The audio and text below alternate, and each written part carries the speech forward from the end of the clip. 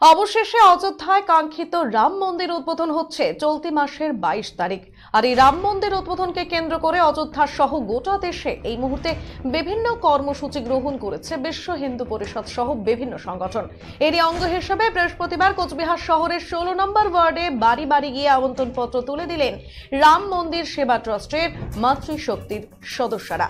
এদিন এই রাম মন্দির উদ্বোধনের আমন্ত্রণপত্র সহ অক্ষত প্রসাদ ও রাম মন্দিরের একটি করে ছবি তারা বাড়ি বাড়ি পৌঁছে দেন।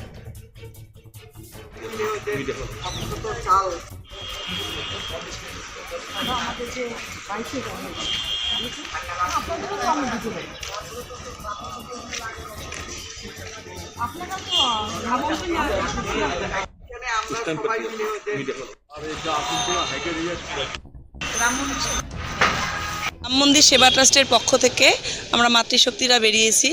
প্রত্যেক বাড়িতে বাড়িতে অযোধ্যা থেকে যে অক্ষত প্রসাদ এসেছে সেটা বাড়িতে বাড়িতে পৌঁছে দিচ্ছি এবং রামলালার ভব্য যে মন্দির তৈরি হয়েছে সেই মন্দিরের চিত্র এবং একটি আমন্ত্রণপত্র আমরা তুলে দিচ্ছি হাতে। আমরা আগ্রহ প্রকাশ করছি 22শে জানুয়ারি প্রত্যেকটি বাড়িতে কমপক্ষে 5টি করে প্রদীপ প্রজ্বলন হবে এবং সারা নগরী আলোকসজ্জায় সুসজ্জিত হয়ে উঠবে।